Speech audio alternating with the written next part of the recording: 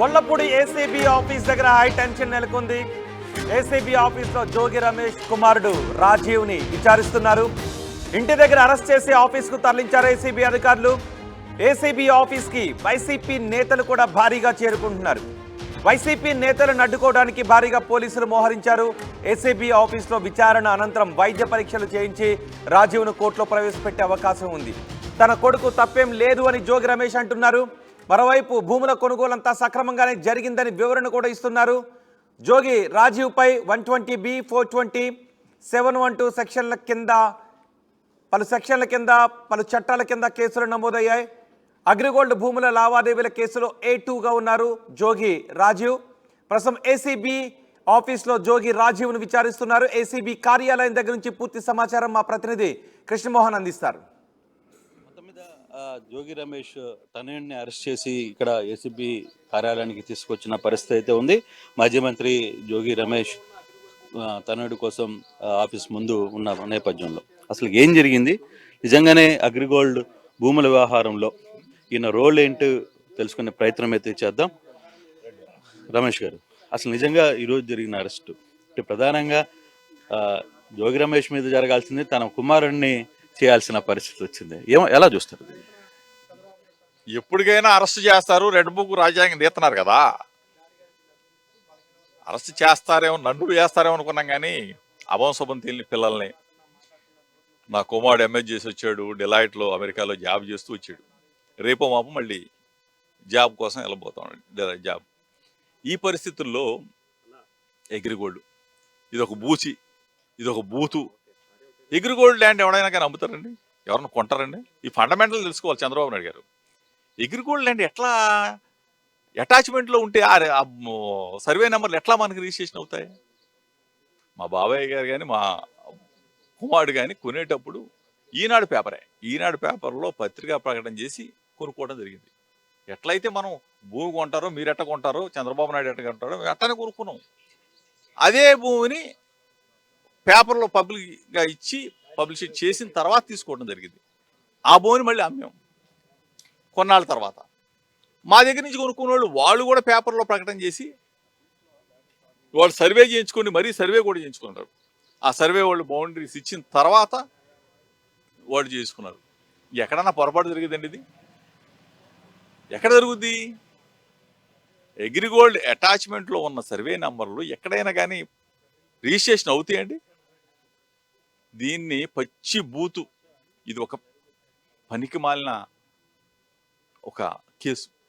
దీని గురించి రోజు పొంకాలుగా పేపర్లోళ్ళు, టీవీలోళ్ళు అసలు ఏమన్నా ఉంటుందా? రమ్మనండి, నేను చర్చించి పెడతా. పొరపాటు చేస్తే మీరే శిక్షించండి. అంటే ప్రతిరోజు జోగి రమేష్ కాంట్రవర్సీలో ఎదుర్కొంటున్నాడు. ప్రతిరోజు ఏదో ఒక వార్త, ప్రతిరోజు ఏదో ఒక భూమికి సంబంధించి, లేదు ఏదో ఒక ల్యాండ్కి సంబంధించి. అంటే జోగి రమేష్ని టార్గెట్ ఓరియంటెడ్ ప్రోగ్రామ్ ఏమైనా జరుగుతుందని అనుకోవాలా? 100 రూపాయలు కదా. జోగి రమేష్ కేడిసిసి బ్యాంకులో చక్రం తిప్పుతాడు. ఇప్పటికి జోగి రమేష్ తహసీల్దార్లు మారుస్తాడు. ఇప్పటికి జోగి రమేష్ ఎస్ఐఎల్ని, సిఐల్ని మారుస్తాడు. ఇప్పటికి జోగి రమేష్ VTPSలో బూడిద ఇంకా తోలుతారు అనుచరులు. ఇసుక ఏంది? ఎక్కడగా పాపం కదరా బాబు, ఇది ఎంత ఘోరం ఇది.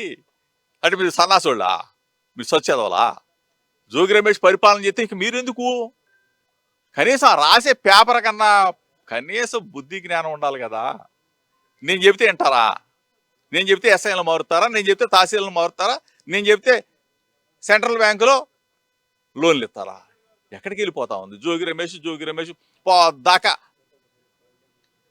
టార్గెట్ చేసుకోండి, నన్ను చేసుకోవాలి కానీ అభంశవం పిల్లల్ని ఏంది ఇది? అమెరికాలో చదివి ఎంఏ చేసి డిలైట్లో జాబ్ చేస్తా వచ్చిన నా కొడుకుని మళ్ళీ అమెరికా వెళ్ళిపోతా ఉంటే, జాబ్ చేయబోతా ఉంటే ఎంత దారుణం కదా. అంటే కేవలం జోగి రమేష్ చంద్రబాబు నాయుడు ఇంటి మీద దాడికి ప్రయత్నించాడు. ఆ రోజు తన అనుచరులను తీసుకుని ఇంటి మీదకి యుద్ధానికి సిద్ధమయ్యాడు. అది మనసులో ఉందా? అందుకేనా మీ పేరు రెడ్ బుక్లో ఉంది? 100కి 100 రూపాయలు చెప్తా ఉన్నా.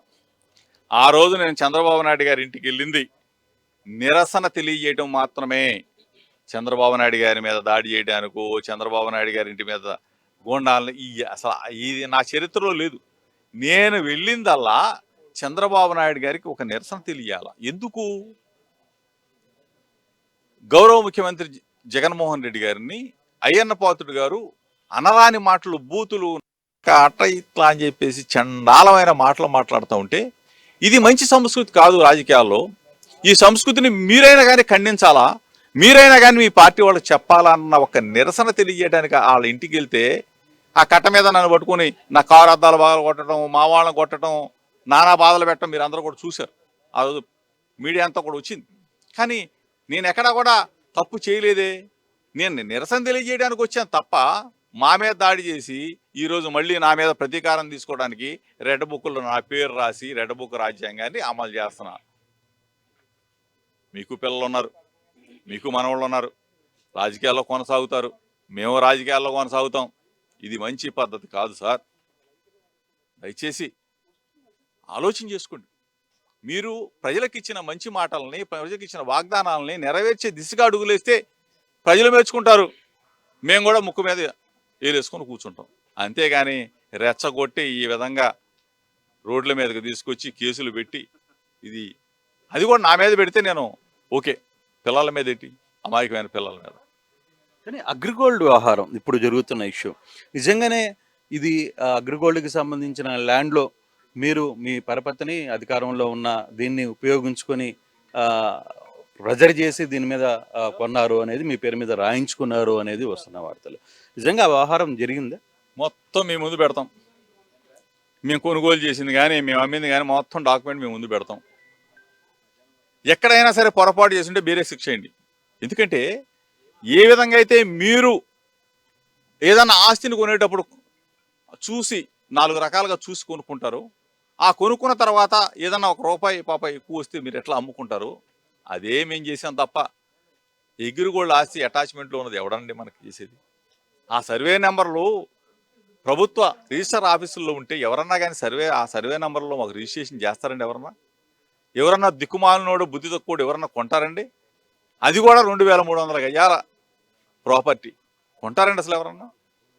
దీన్ని చిలవల పలవ చేసి బురద వేసి కార్యక్రమం చేసి 1కి 100 సార్లు పేపర్లలో, టీవీలో చేయించి ఈ రోజున ఇంత ఘనకార్యానికి ఒడిగట్టారు. ఏది కొండదైవని ఎలుగుని బట్టి ఏముంటుంది అసలు ఇక్కడ? మీ ముందే పెడతా. విజయవాడ పీడబ్ల్యూ గ్రౌండ్ దగ్గర కూర్చుందాం అంటే కూర్చుందాం. చంద్రబాబు నాయుడు గారి దగ్గర రమ్మంటే నేను వస్తా. మీకు బాగా తెలివిగలవాళ్ళు చూడండి. పిల్లల మీద ఎందుకు సార్ మీకు ప్రతాపం? అమాయకమైన పిల్లల మీద మీ ప్రతాపం. ఇది మంచి పద్ధతి కాదు. కానీ రాజకీయాలు చాలా మార్పులు జరుగుతున్నాయి. గతంలో ఒక నాయకుడికి మధ్య యుద్ధం ఉంటే వాళ్ళిద్దరి మధ్య జరిగేది. కానీ ఇప్పుడు కుటుంబ సభ్యులు, కుటుంబం వరకు వారసుల దగ్గర నుంచి చివరి దాకా వెళ్ళిపోతుంది. ఎలా చూస్తారు? అంటే గతంలో టీడీపీ కూడా చెప్తుంది, వైసీపీ నాయకులు నేర్పించిన విద్యనే మేము కూడా అదే అమలు చేస్తున్నామని. వైసీపీ నాయకులు ఒకవేళ మేము తప్పు చేసి ఉంటే ప్రజలు మాకు శిక్ష చేశారు. ఈరోజు అదే సిద్ధాంతాన్ని కానీ మీరు రెడ్ బుక్ రాజ్యాంగాన్ని అమలు చేయదలుచుకుంటే అదే పరిస్థితి మీకు ఉత్పన్నం అవుతుంది. మేమైతే ఆ తప్పు చేయలా. నేను ఇప్పుడు చెప్తా ఉన్నా, నేను చంద్రబాబు నాయుడు గారి ఇంటికి వెళ్ళింది చంద్రబాబు నాయుడు గారికి నిరసన తెలియజేయడానికి తప్ప నేను ఏ గొడవ కాదు. అది మాత్రం ఆ రోజు చెప్పా. ఆ రోజు కరకట్ట మీద కూడా చెప్పా, నిరసన తెలియజేయడానికి వచ్చానని చెప్పేసి ఆ రోజు మీడియా సాక్షిగా చెప్పి ఈ రోజు చెప్తా ఉన్నా. అంతే తప్ప మేము ఏ రోజు కూడా కక్షపూరితంగా చేయలా. ఈ గొడవలు, ఈ కొట్లాటలు, ఈ మర్డర్లు, ప్రతిరోజు ఎవరినో ఒకటి చంపటం, ప్రతిరోజు ఎవరినో ఒకటి కొట్టడం. జగన్మోహన్ రెడ్డి గారు ఏం చేశారు? క్యాలెండర్ ఎప్పుడు వస్తుందా, అమ్మఒడి ఎప్పుడు ఇవ్వాలా, రైతు భరోసా ఎప్పుడు ఇవ్వాలా, ఆసరా ఎప్పుడు ఇవ్వాలా, పెన్షన్ ఎప్పుడు ఇవ్వాలా, జగనన్న విద్యా దీవెన, వసతి దీవెన ఎప్పుడు ఇవ్వాలా, దానికోసం డబ్బులు సమకూర్చాల. నిద్రలేని రాత్రులు గడిపాడు జగన్మోహన్ రెడ్డి గారు. అంతే తప్ప మీకోసం కాదు, ప్రజల కోసం, 5 కోట్ల మంది ప్రజల కోసం నిద్రలేని రాత్రులు గడిపి ఎప్పుడు బటన్ నొక్కాలని చూశాడు. ఈరోజు ప్రజలు మమ్మల్ని నమ్మకపోవచ్చు, కానీ ఈరోజు 2 నెలల కాలంలోనే, 2 నెలల 15 రోజుల కాలంలోనే జగన్ ఉంటే బాగుండు, అమ్మఒడి ఇచ్చేవాడు, జగన్ ఉంటే బాగుండు, రైతు భరోసా ఇచ్చేవాడు, జగన్ ఉంటే బాగుండు, కాపు నేస్తం ఇచ్చేవాడు, జగన్ ఉంటే బాగుండు, నేతన్న నేస్తం ఇచ్చేవాడు, జగన్ ఉంటే బాగుండు, మత్స్యకార భరోసా ఇచ్చేవాడు అని చెప్పేసి రోడ్డు ఎత్తే ట్యాక్సా, రోడ్డు ఎత్తే టోల్ ట్యాక్సా? ఎక్కడికి వెళ్ళిపోతా ఉంది. సార్ ఒకటి కృష్ణా జిల్లాలో లేదు, కృష్ణా ఉమ్మడి జిల్లాలో చాలామంది వైసీపీ నేతలు ఉన్నారు. కానీ రమేష్ ఎందుకు టార్గెట్ అవుతున్నాడు? రమేష్ మీద అనునిత్యం ఎందుకు ఇష్యూస్ వస్తున్నాయి? రమేష్ చుట్టూ ఎందుకు పొలిటికల్ ఇష్యూస్ జరుగుతున్నాయి? అంటే రమేష్ గతంలో అగ్రెసివ్గా మాట్లాడేవాడు, ప్రత్యర్థుల మీద విరుచుకుపడేవాడు అనే ఆ మాటలుగా వాళ్ళకి నొచ్చుకున్నాయా? మీరు ఆ విధంగా గతంలో ప్రవర్తించిన వ్యవహారంలో ఇప్పుడేమన్నా వాళ్ళు రివెంజ్ తీసుకునే ప్రయత్నం జరుగుతుందంటారా? నిజాయితీగా ఉంటాను కాబట్టే, నిజం చెప్తాను కాబట్టే, దమ్ముగా రాజకీయాలు చేశాను కాబట్టి కృష్ణా జిల్లాలో నా మీద కక్ష కడతారు. ఒక బలహీన వర్గాల వ్యక్తిని అణగదొక్కితే ఇక్కడ ఎవడో ఎదురున్నాడు కదా. ఇంకా ఇది మా రాజ్యంలో రేపు రాబోయే రోజుల్లో రెడ్ బుక్ రాజ్యాంగం అమలు చేస్తే మొత్తం చంద్రబాబు నాయుడు గారి తర్వాత లోకేష్ బాబు తర్వాత ఇంకో వాళ్ళ అబ్బాయి ఎవరొకళ్ళు రాజ్యం వెళ్తారనేది తప్ప అణగదొక్కే కార్యక్రమం, అక్రమ కేసులు పెట్టే కార్యక్రమం, దీనికి రెడీగా ఉన్నాం, తేల్చుకుంటాం. అంటే ఇప్పుడు ఈ కేసుని ఎలా చూస్తారు? ఇప్పుడు మీ అబ్బాయి రేపు ఎల్లుండి అమెరికా పోవాల్సిన అబ్బాయి ఈరోజు ఏసీబీ ఆఫీస్లో అరెస్ట్ అయి కూర్చున్నారు. సో ఫర్దర్గా మీ లీగల్ యాక్టివిటీ ఎలా ఉండబోతుంది? కోర్టును ఆశ్రయిస్తాం, తప్పనిసరిగా మంచి జరుగుద్ది. ఎందుకంటే చెయ్యని తప్పుకి, చెయ్యని పొరపాటుకి ఈరోజు నిర్బంధించారు. న్యాయం మా పక్షాన ఉంటుంది. తప్పనిసరిగా న్యాయ పోరాటం చేస్తాం, బయటకు వస్తాం. Thank you sir. సో ఇది జోగి రమేష్ మాజీ మంత్రి క్లియర్గా చెప్తున్నారు. తన కుమారుడిని ఉద్దేశపూర్వకంగా ఏదైతే అగ్రికోల్డ్ వ్యవహారంలో ఈ వ్యవహారంలో ఎక్కడ ఎటువంటి దానికైనా చర్యకైనా ఎటువంటి చర్యకి అయినా సరే నేను సిద్ధం. ఎవరు ముందుకైనా సరే కాగితాలతో సహా నేను వస్తాను. ఇది జరిగితే శిక్షకు కానీ తప్పు కానీ జరుగుంటే నేను డెఫినెట్గా ఉంటాను. కానీ ఇది పూర్తి స్థాయిలో ఉద్దేశపూర్వకంగా మమ్మల్ని టార్గెట్ చేసి, ఒక బీసీ నాయకుడిని టార్గెట్ చేసి ఈ ప్రభుత్వం మమ్మల్ని ఇబ్బంది పాలు గురి చేసే ప్రయత్నం చేస్తోంది అని చెప్పి జోగి రమేష్ మాట్లాడుతున్న పరిస్థితి. చంద్రబాబు నాయుడు గారి యొక్క ప్రభుత్వం ఎందుకు వచ్చిందయా అంటే జనాలకి మేలు చేయటాకో, ఈ రాష్ట్రానికి ఏదో ఉద్ధరించటాకో కాకుండా వైఎస్ఆర్ కాంగ్రెస్ పార్టీలో ఎవరైతే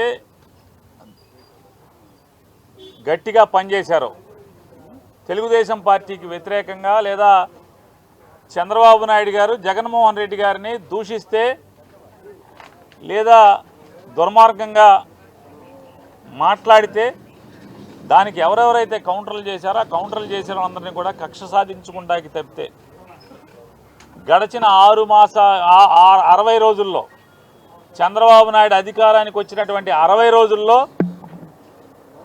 ఎన్నికల హామీ ఒక్కటన్నా అమలు చేశాడంటే అమలు చేయలేదు, లేదా ఎన్నికల హామీ అమలు చేయకపోవటమే కాకుండా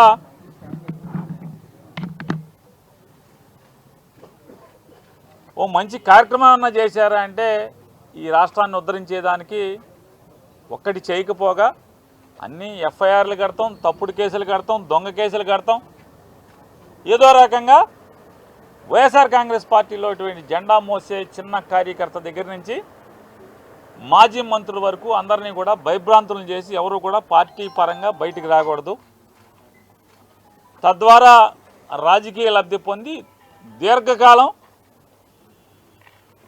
తన కొడుకు ఈ రాష్ట్రాన్ని అధికారాన్ని అనుభవించే కుట్రలో భాగమే ఇవాళ జోగి రమేష్ గారి కుమారుడిని కేసులో ఇరికించడం. అంటే ఏం తప్పు జరిగిందని చెప్పని అగ్రిగోల్డ్ ఆస్తులు ఏ ఆస్తులు ఉన్నాయో అవన్నీ కూడా జీవోలు ఇవ్వడం జరిగింది. ఆ జీవోల్లో ఇచ్చినటువంటి ఆస్తి నువ్వు ప్రభుత్వంలో ఉన్నావు, ఆస్తులు ఎక్కడైతే సర్వే నెంబర్లు ఉన్నాయో ఆ సర్వే నెంబర్ ఉన్నటువంటి ఫీల్డ్ సర్వే ఎక్కడ చేసుకుంటే ఆ నంబర్ పొలానికి కానీ జోగి రమేష్ గారి కొడుకు కొనుక్కున్న పొలానికి కానీ ఎక్కడ సరిహద్దులు ఏమైనా ఆనుకుని ఉన్నాయా, కనీసం పక్కన ఉన్నాయా, పోనీ కనీసం ఆస్తులు ఆనుకుని సరిహద్దుల్లో కూడా ఎక్కడ దగ్గరలో లేకుండా పోనీ జోగి రమేష్ గారు ఏమైనా తప్పు చేశాడా అంటే జోగి రమేష్ గారు 2022లో రామోజీరావు గారి పేపర్లోనే చేయించారు. అయ్యా ఈ సర్వే నెంబర్ పలానా ఆయన అమ్ముతా అంటున్నాడు, మేము కొనుక్కుందాం అనుకుంటున్నాం, ఇందులో ఎవరికైనా అభ్యంతరాలు ఉన్నాయా అని చెప్పని పేపర్ అడ్వర్టైజ్మెంట్ ఇచ్చారు 2022లో. ఎవరు అభ్యంతరం తెలపలేదు, కనీసం సిఐడి డిపార్ట్మెంట్ అభ్యంతరం తెలపలేదు, లేదా ఎవరు కూడా అభ్యంతరం తెలపలేదు. కానీ అమ్మేప్పుడు 2023లో కూడా అమ్మేప్పుడు ఎవరైతే జోగి రమేష్ గారి దగ్గర నుంచి వాళ్ళ కుమారుడి దగ్గర నుంచి కొనుక్కున్నారో వాళ్ళు కూడా ఈయన ఇదే రామోజీరావు గారి పేపర్లో వచ్చేసారు, అయ్యా ఈ పొలం మేము కొనుక్కోదలుచుకుంటున్నాం, ఎవరికైనా అభ్యంతరాలు ఉన్నాయని. ఏ డిపార్ట్మెంట్ కానీ ఎవరు కూడా అభ్యంతరాలు తెలపలేదు. అగ్రిగోల్డ్ ఆస్తులు ఏదైతే ప్రభుత్వం జీవో ఇచ్చినటువంటి ఆస్తులకి ఎక్కడా కూడా కనీసం దరిదాపుల్లో కూడా అగ్రిగోల్డ్ ఆస్తులు ఎక్కడా లేవు. లేకపోగా వీళ్ళు అన్నీ చట్టరీత్యా చట్టానికి లోబడి పేపర్ ప్రకటన ఇచ్చి, ఈనాడులోనే రామోజీరావు గారి పేపర్లోనే పేపర్ ప్రకటన ఇచ్చి అభ్యంతరాలని కాల్ఫర్ చేసి లీగల్గా అన్ని జాగ్రత్తలు తీసుకుని ఆస్తి కొనుక్కున్నారు. సంవత్సరం తర్వాత సంవత్సరంన్నరకు ఆస్తి అమ్మటం జరిగింది. ఇవాళ అంటే 2వ తారీఖున ఈనాడు పేపర్లో వార్తలు రాయిస్తారు, ఆగస్టు 2వ తారీఖున సిఐడిలో ఎఫ్ఐఆర్ కడతారు 11 మంది మీద ఎంతమంది మీద. ఆ ఎఫ్ఐఆర్ కాపీని ఏసీబీ ఆఫీస్కి అదే రోజు కాగితం తీసుకొచ్చి ఇస్తారు. వీళ్ళు ఆ ఎఫ్ఐఆర్ నుంచి చదువుకుని వీళ్ళు ఒక ఎఫ్ఐఆర్ కడతారు 2వ తారీఖున. కట్టి వాళ్ళ తెల్లవారుజామున 4:30కి జోగి రమేష్ గారి ఇంటికి వెళ్ళి వాళ్ళని అక్రమంగా అరెస్ట్ చేస్తారు. కేసు అక్రమంగా కడతారు, అరెస్టులు అక్రమంగా చేస్తారు.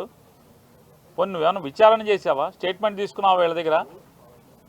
ఇంత పద్ధతిగా అంటే లీగాలిటీ ఎక్కడా మిస్ అవ్వకుండా, లీగల్ ప్రొసీజర్ ఎక్కడా మిస్ అవ్వకుండా చట్టరీత్యా లేదా మనీ ట్రాన్స్ఫర్ చేసి, పోనీ ఏమన్నా డబ్బులు అకౌంట్ ట్రాన్స్ఫర్ చేయకుండా కొన్నారా? డబ్బులు ఇచ్చేప్పుడు కానీ లేదా పేపర్ అడ్వర్టైజ్మెంట్ ఇవ్వకుండా కొన్నారా? పోనీ ఏమన్నా నంబర్లు మార్చేసారంటకి చంద్రబాబు నాయుడు ప్రభుత్వం ఇచ్చినటువంటి అగ్రిగోల్డ్ ఆస్తులకి ఏమన్నా సరిహద్దులు చేస్తుందా? అసలు సంబంధం లేదు. అగ్రిగోల్డ్ ఆస్తులకి జోగి రమేష్ గారు వాళ్ళు కొనుక్కున్న ఆస్తికి అసలు సంబంధమే లేదు కదా. లేని పరిస్థితుల్లో ఇవాళ సిఐడితో అదే ఆగస్టు 2వ తారీఖు ఒక కేసు కట్టించి, ఏసీబీతో ఒక కేసు కట్టించి విచారణకు కూడా కనీసం పిలవకుండా, ఏం జరిగింది, నువ్వేం చేశావు, నీ పాత్ర ఏంటనే విచారణ కూడా చేయకుండా జోగి రమేష్ గట్టిగా మాట్లాడాడు, గట్టిగా తిరగబడ్డాడు.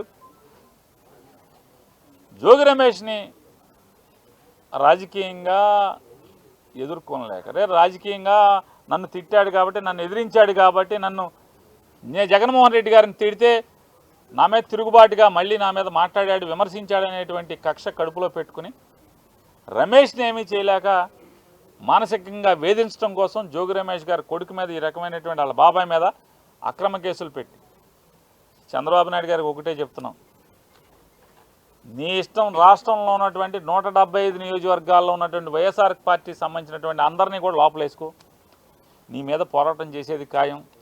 మేమంతా జైలుకి వెళ్ళటానికి సిద్ధంగానే ఉన్నాం. నీ తప్పుడు కేసుల్లో, అక్రమ అరెస్టులో ప్రతి ఒక్కళ్ళం కూడా వైఎస్ఆర్ కాంగ్రెస్ పార్టీ జెండా మోసే ప్రతి చిన్న కార్యకర్త దగ్గర నుంచి కూడా జగన్మోహన్ రెడ్డి గారి దాకా అంతా సిద్ధంగా ఉన్నాం. నీ చేతనైంది నువ్వు చేసుకో.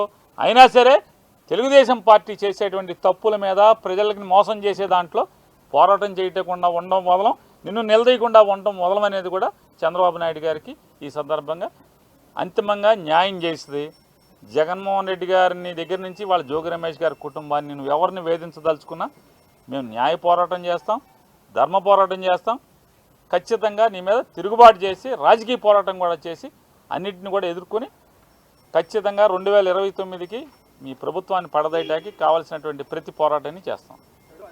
ఏమండి పద్ధతులు లేకుండా, వినాయక్ గారు పద్ధతులు ఉంటే అనుకోవచ్చు, ఇదేదో అడ్డగోలు కేసులు, తప్పుడు కేసులు, ఏదో రకంగా మానసికంగా వేధించాలి, తప్పుడు కేసులు పెట్టాలి, లోపలేద్దామనే నిర్ణయానికి వచ్చాక ఇక అసలు ఒక డిపార్ట్మెంట్ కట్టిందా, 2 ఇది కాకపోతే రేపు ఇంకో డిపార్ట్మెంట్తో ఇదే కేసు ఇంకోటితో కూడా కట్టిస్తారు. ఇంకో చోట కూడా కట్టిస్తారు. ఇక తప్పు అని చెప్పేవాడు లేడు. పేపర్లు టీవీలు, వాళ్ళ పేపర్లు టీవీలు బాజా కొడతా ఉంటాయి, వీళ్ళకి వంత పారుతూ ఉంటాయి. ఇది కరెక్ట్ కేసు అంటారు. మామూలుగా ఇంతమందిని పొలం అమ్మిన వాళ్ళు ముద్దాయిగా లేరు. జోగి రమేష్కి పొలం అమ్మింది ఎవరు? పొలం అమ్మిన వాళ్ళు ముద్దాయిలుగా ఉన్నారా? వాళ్ళు ఎందుకు లేరు, ముద్దాయిలుగా రారు అంటే అయితే సాక్ష్యంగా తీసుకురావాలి, లేదా చంద్రబాబు నాయుడు గారు చుట్టాలన్న అవ్వాలి. రెండిట్లో ఏదో ఒకటి అవ్వాలి. వాళ్ళని బెదిరించి సాక్ష్యంగా అన్నా పెట్టాలి. వీళ్ళని అమ్మిన వాళ్ళు దీంట్లో లేరు, కొనుక్కున్నోళ్ళు లేరు. జోగి రమేష్ ఒక్కడే, జోగి రమేష్ గారి కుటుంబం ఒక్కళ్ళే ముద్దాయిలుగా ఉంటారు, ఆఫీసులో వాళ్ళు ఉంటారు. అంతిమంగా అరెస్టులు చేసి అక్రమంగా తప్పుడు కేసులు కట్టి మీ మానసిక ఆనందం పొందుతారేమో, కానీ అల్టిమేట్గా కోర్టులు ఉన్నాయి. ఖచ్చితంగా కోర్టులో ఫైట్ చేయటం, న్యాయంగా మేము న్యాయాన్ని ఆశ్రయించి, న్యాయస్థానాలను ఆశ్రయించి గెలవటం ఖాయం.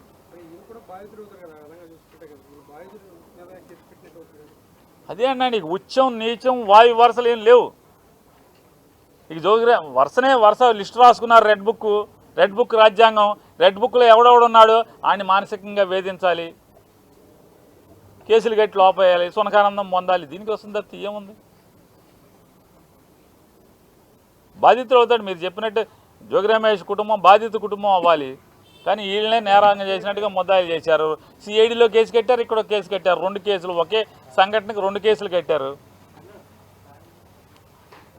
ఏం చేసినా సరే నీ మానసిక ఆనందం తాత్కాలికం, వెనక్కి తగ్గేది లేదు.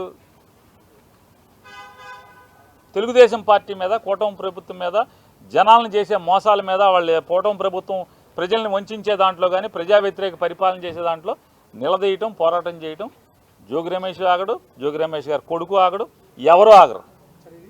ఒకట్లో చేతులు మారింది, ఆ తర్వాత 2022 తరగానికి 3-4 మారారు మీ దగ్గర వచ్చే సమయం.